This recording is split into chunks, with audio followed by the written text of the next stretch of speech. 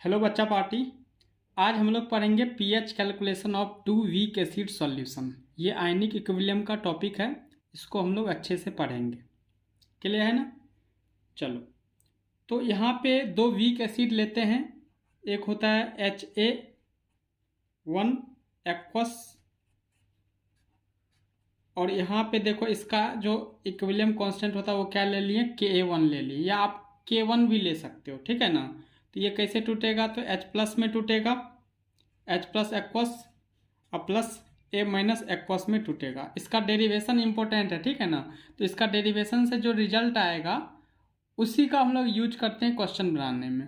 तो पहले इसका आप डेरिवेशन देख लो, ठीक है। चलो, तो T इक्वल टू 0 पे इसका कंसंट्रेशन C1 मान लेते हैं। तो T इक्वल टू इक्विलिब्रियम पे क्या हो जाएगा, तो C1 माइनस C1 अल्फा 1 हो जाएगा।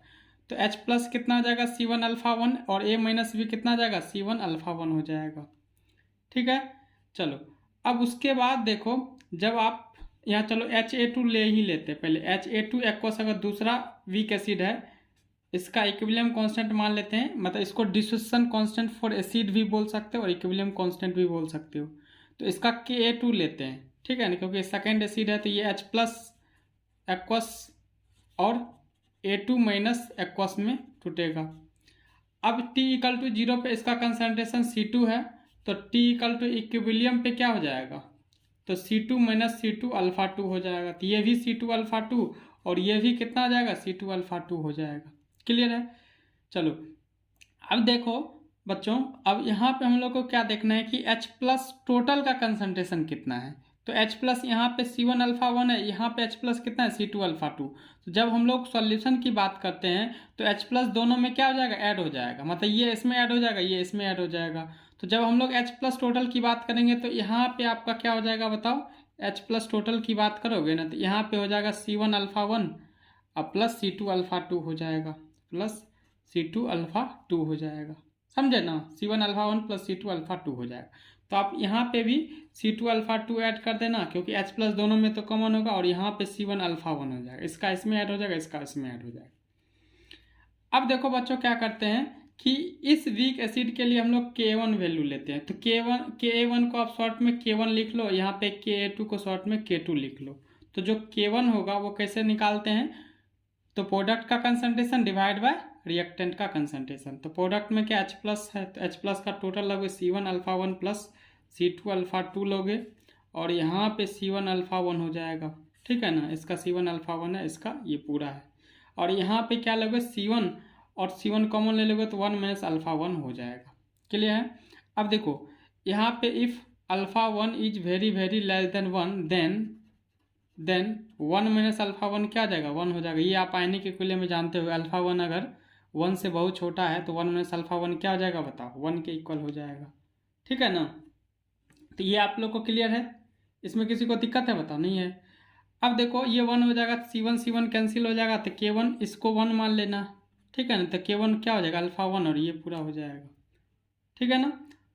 अब इसी तरीके से K2 निकालेंगे, तो K2 क्या हो जाएगा, C2 alpha 2 plus C1 alpha 1, और यहाँ पे ये C2 अल्फा 2 रहेगा, और नीचे में क्या आ जाएगा, C2 कॉमन हो जाएगा, C2 कॉमन हो जाएगा, फिर 1 माइनस अल्फा 2 हो जाएगा। तो वही बात है, if alpha 2 is very very less than 1 then 1 minus alpha 2 क्या आ जाएगा, 1 हो जाएगा, ये क्या आ जाएगा 1, और C2 क्या आ जाएगा, कैंसिल हो जाएगा। तो K2 क्या आ जाएगा, अल्फा 2 इंटू दिस, ठीक है ना। तो K1 K2 पता चल गया। अब एक काम करते हैं बच्चों, यहाँ हम लोग क्या करते हैं, K1 बाई K2 करते हैं, क्योंकि इससे एक रिजल्ट आएगा, उसको भी ध्यान रखना है। तो K1 बाई K2 करोगे तो यहाँ पे ये और ये तो सेम ही चीज़ है, C1 अल्फा 1 C2 अल्फा 2, यहाँ पे वही है। तो जब ये दोनों को डिवाइड करोगे तो आपका अल्फा 1 बाय अल्फा 2 हो जाएगा। तो एक रिजल्ट तो आपको ये ध्यान रखना है, एक रिजल्ट तो आपको ये ध्यान रखना है। क्लियर है ना बच्चों? चलो, अब देखो क्या करना है। अब यहाँ पे जो K1 का वैल्यू ये लिखा है, ठीक है ना, K1 इक्वल टू क्या था, alpha 1 into C1 alpha 1 plus C2 alpha 2, ये चीज़ है, इसको हम लोग यूज करते हैं। अब अल्फा 1 का वैल्यू यहाँ से क्या हो जाएगा बच्चों, तो अल्फा 1 का वैल्यू हो जाएगा K1 by K2 into alpha 2। तो अल्फा 1 का वैल्यू इस सब में अल्फा 1 में पुट कर देना, तो K1 ये जो कहते हुए रहेगा, और यहाँ पे अल्फा 1 की जगह क्या लिख सकते हैं, K1 बाई K2 अल्फ़ा 2 लिख सकते हैं, ठीक है ना। चलो अब यहाँ C1 है, अल्फ़ा 1 की जगह फिर क्या लिख सकते हैं, K1/K2 और अल्फ़ा 2। इसका डेरिवेशन थोड़ा लेंदी है तो ये देखना पड़ेगा, ठीक है ना। तो C2 अल्फ़ा 2 ये बच जाएगा। अब क्या करना है आपको, देखो K1/K2 हो गया और यहाँ पे अल्फ़ा 2 होगा तो K1 कैंसिल हो जाएगा, तो ये 1 बच जाएगा। और यहाँ पे आप क्या करना, अल्फ़ा 2 है तो अल्फ़ा 2 कॉमन ले लो, ऐसा करते हैं। तो यहाँ पे अल्फ़ा 2/K2 तो है ही, और यहाँ से अल्फ़ा 2 कॉमन लोगे तो अल्फ़ा 2 का क्या हो जाएगा, स्क्वायर हो जाएगा। और क्या बच जाएगा यहाँ पे कॉमन लोगे तो K1 हो जाएगा, ठीक है ना, K2। और यहाँ पे C2 अल्फ़ा 2 हो जाएगा। अल्फ़ा 2 तो कॉमन चल ले लिए, कॉमन ले लिए, ये तो ऐसे ही रहेगा। अब यहाँ पे जब आप देखोगे तो ये तुम्हारा क्या हो जाएगा बताओ, 1 = अल्फ़ा 2 का स्क्वायर हो गया। अब यहाँ पे एक चीज़ और बच्चों, जब K2 यहाँ मल्टीप्लाई करोगे तो K2 C2 हो जाएगा, K2 बच जाएगा तो K2 को इससे मल्टीप्लाई करोगे तो ये K2 का स्क्वायर हो जाएगा इंटू K1 C1 और प्लस K2 C2, ये बच गया, ठीक है ना। ये K1 C1 और K2 C2 हो गया। अब एक काम करते हैं, दूसरा पेज में हम लोग इसको लिखते हैं, इतना ले लिए। अब अल्फ़ा 2/K2 जब निकालोगे ना तो ये नीचे आ जाएगा, फिर उसका स्क्वायर रूट हो जाएगा, इसको नीचे भेज देना और इसका स्क्वायर रूट हो जाएगा। तो इसको सेकंड पेज में लिखते हैं। आप लोग क्या करो, इसको पहले इसका स्क्रीनशॉट ले लो, ठीक है ना, इसका स्क्रीनशॉट ले लो, ये जो है इसका स्क्रीनशॉट ले लो आप, क्लियर है ना, ये लिख लेना। चलो अब उसके बाद क्या करते हैं, सेकंड पेज में इसको लिखते हैं हम लोग फिर से। चलो ये हो गया। अब यहाँ पे क्या था बच्चों, देखना, यहाँ पे था 1 = अल्फ़ा 2 का स्क्वायर डिवाइड बाय K2 का स्क्वायर, और नीचे में क्या हो जाएगा, K1 C1 plus K2 C2 हो जाएगा। तो यहाँ से हम क्या निकाल सकते हैं, अल्फ़ा 2/K2 निकाल सकते हैं। या आप ऐसे काम करो, अल्फ़ा 2 का स्क्वायर = क्या आ जाएगा, K2 का स्क्वायर, और यहाँ पे क्या आ जाएगा, K1 C1 plus K2 C2 हो जाएगा। तो अल्फ़ा 2 क्या हो जाएगा, K2 divide by K1 C1 plus K2 C2 हो जाएगा। अब इस अल्फ़ा 2 का वैल्यू हम लोग को किस में पुट करना है, ये इस इक्वेशन में, K1/K2 = अल्फ़ा 1/अल्फ़ा 2 था, इसमें अल्फ़ा 2 का वैल्यू पुट कर दो। तो इससे क्या हो जाएगा, अल्फ़ा 1 जब निकालोगे तो अल्फ़ा 2 इतना दिया हुआ K2 divide by K1 C1 plus K2 C2, और उसके बाद K1 इंटू K1/K2 है तो K2 कैंसिल हो जाएगा, तो K1 divide by K1 C1 plus K2 C2 ये बच जाएगा। तो alpha 2 K2 divide by K1 C1 plus K2 C2, और alpha 1 K1 divide by K1 C1 plus K2 C2 ये हो जाएगा। अब आपको क्या करना है, H प्लस टोटल देखना है। आपको क्या करना है, H प्लस टोटल। तो H प्लस टोटल देख लेना, इसमें लिखा हुआ है पूरा clear, C1 alpha 1 plus C2 alpha 2। इससे पहले वाले इक्वेशन से ला लेंगे, C1 alpha 1 plus C2 alpha 2 ये दिया हुआ है H प्लस टोटल। अब इसमें अल्फ़ा 1 अल्फ़ा 2 का वैल्यू पुट कर देंगे। C1 अल्फ़ा 1 कितना दिया हुआ, K1 divide by K1 C1 plus K2 C2 दिया हुआ है, प्लस C2 इंटू अल्फ़ा 2 कितना दिया हुआ है, K2 divide by K1 C1 plus K2 C2 दिया हुआ है।